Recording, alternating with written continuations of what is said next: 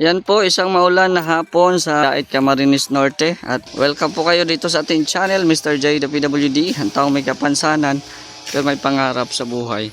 So ayan, kahit nag-uulan ay tuloy pa din sa pagbuhos ng ating karpintero dito sa lote ni Kuya Rene.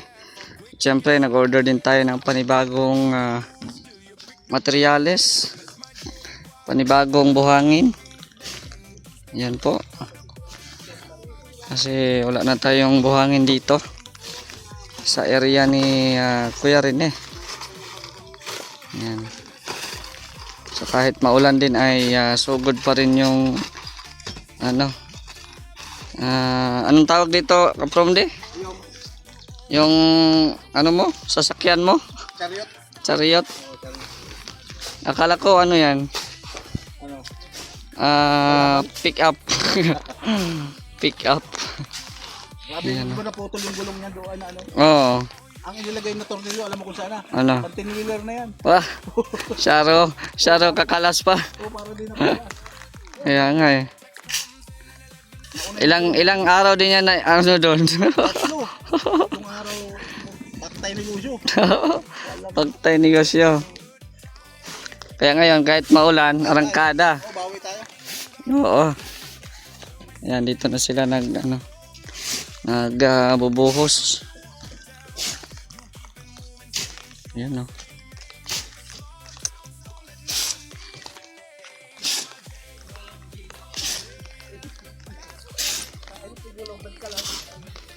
Ilan ang nabuhusan nyo ngayon? 3?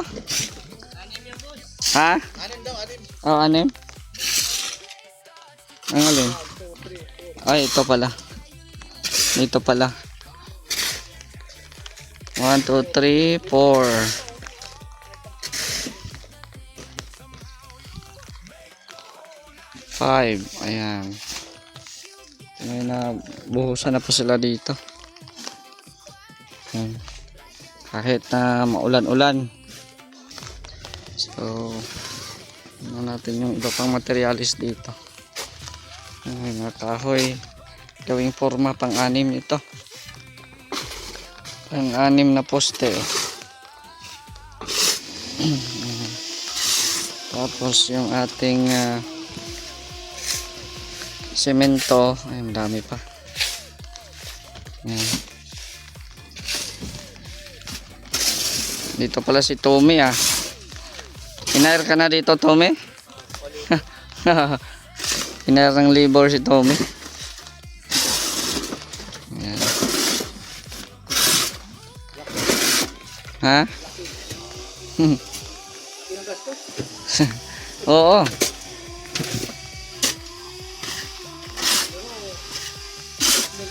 Oo, malaki ang investment to. 200 ang isang lote, isang dito, 500 na. Pwede nga to lagyan ng kumbaga mini mart, no? Pwede to lagyan ng mini mart sa may-ari. Pero pa ito, Jay. Oh, baga? Ay, pwede, may garahe sila, Kung may madayo, may garahe. Mini mart pwede. Mr. J's Mini Mart. Sabi. Mr. J. Oh. Di ba? Yung Mr. J, yung nag-aandar na gano'n. Oh. Grabe.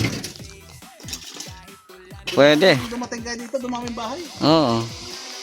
Sumikat eh. Lagi na ba-vlog? Laging nabablog. Ayan. Kahit maulan ay tuloy ang trabaho nila. Oh, Elias daw. Elias. May kabalo? Ha, di ka bala. Hindi marunong. May laman ba? May karga? Hoy, karga. Yan lang. Ayun. Babalik pa yan. Babalik pa pang bali 4 yung order natin. Grabe ang chariot. Marangkada talaga. Ayan, panibagong halo sila. Matapos nila yung pang-anim na poste.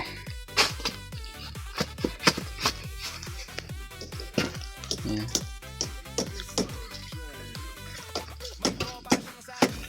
Kumusta yung poso? Di naman naubusan tubig. Malinaw na dyan?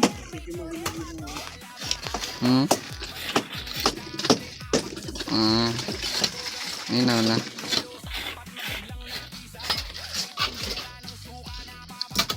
Ayan. Ayan, dito naman ay naggagawa ng forma si Kuya.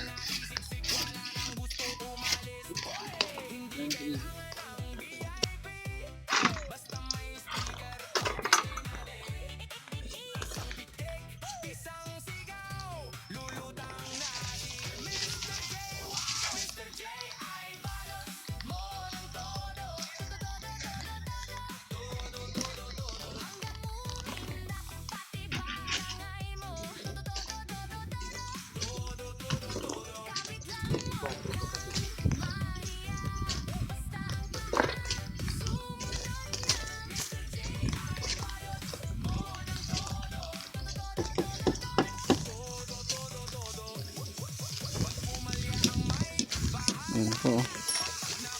Tuloy ang trabaho nila. Ganda na ng tubig ah.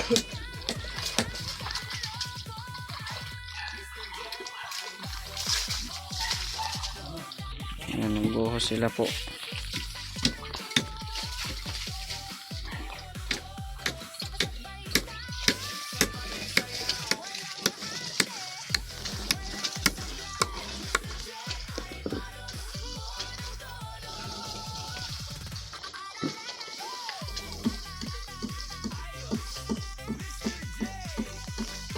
Parang yung aso ay walang ligo kaninang umaga. Gustong maligo ng ulan.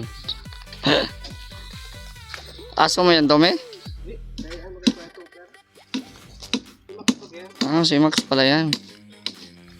Anong trip mo, Max? Bakit nagpasi-ulan ka dyan? Baka malagnat ka. Gusto din yan dyan sa buhangin at malamig.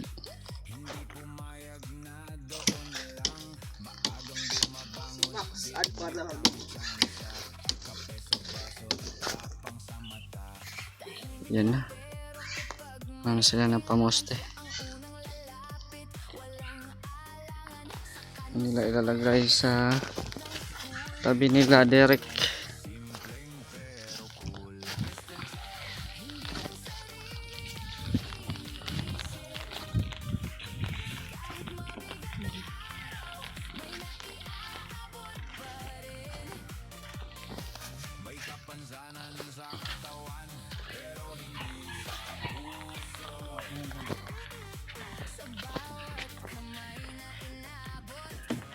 Yun o.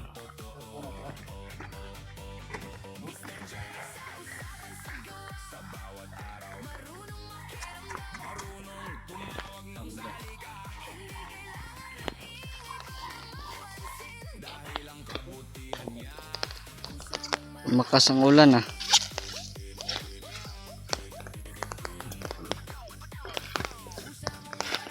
Tinalian ni Kuya ng tire wire kay baka kumawala. Baka kumawala yung Oo, poste. Mula na naman ang malakas.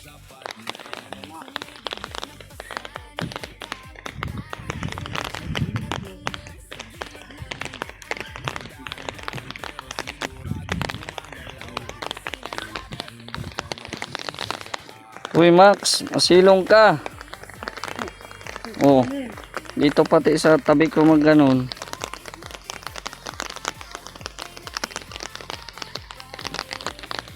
Mas ng ulan.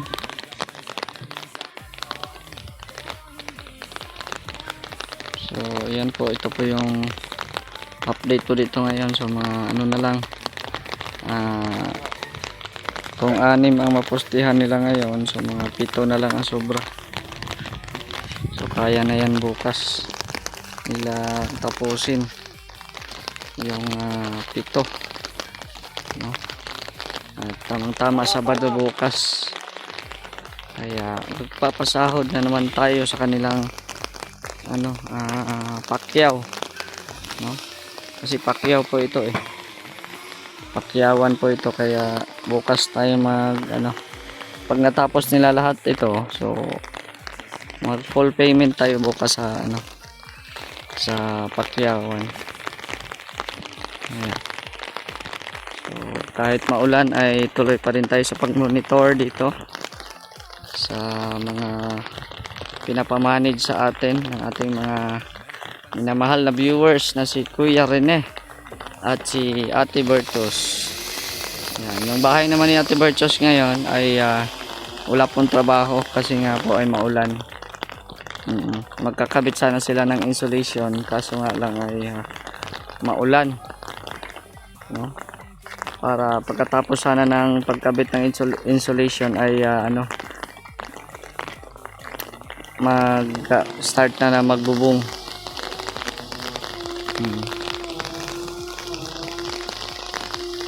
Ayan, so ito po yung update dito sa sa lote ni Kuya Rene.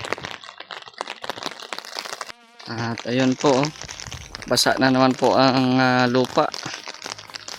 Maputik na naman ito. Pag palaging dinadaanan ng mga sasakyan ay maputik po dito. Pero pag tao lang ay okay lang, no? So pag may mga sasakyan na dumaraan dito, yun, minsan nga nababalahaw yung mga sasakyan dito pag maputik na talaga. Ayan, so ito po yung update dito. Ayan, may mga ibong lumilipad.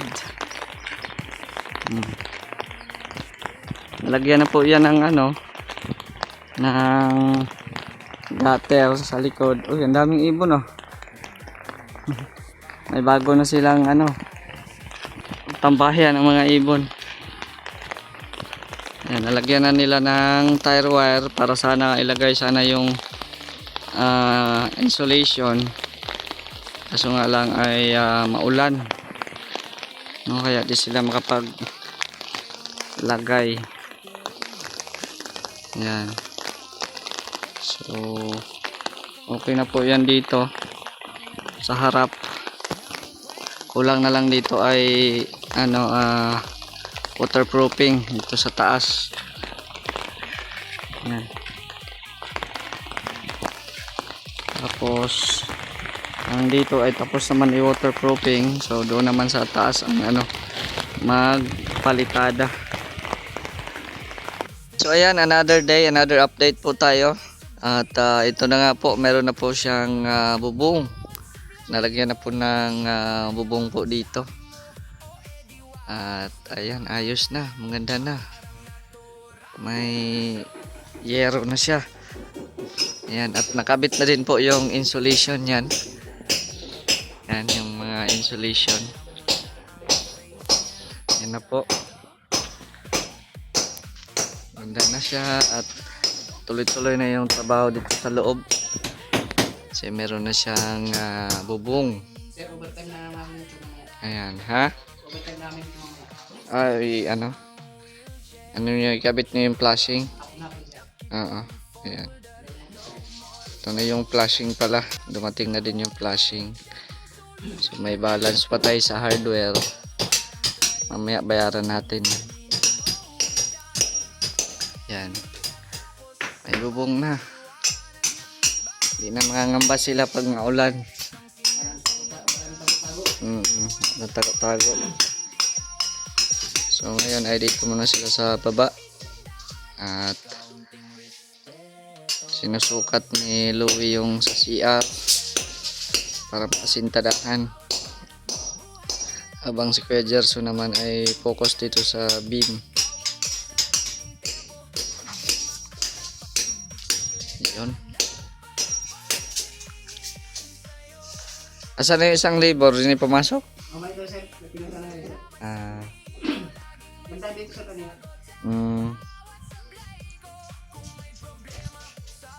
Yan. So ito po yung update po dito sa sa transient house.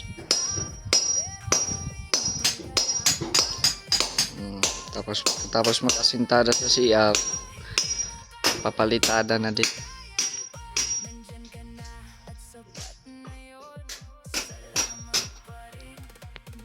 So ayan po, hanggang dito muna ang ating update. Maraming salamat po sa inyong panonood. Shoutout po sa Team Kalingap, kay Kuya Val at Edan Kalingap Rob.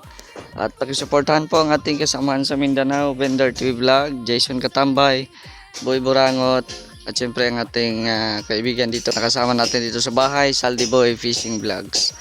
Maraming pong salamat. God bless. Thank you for watching. It's me, Mr. J, the PWD, ang tao may kapansanan pero may pangarap sa buhay.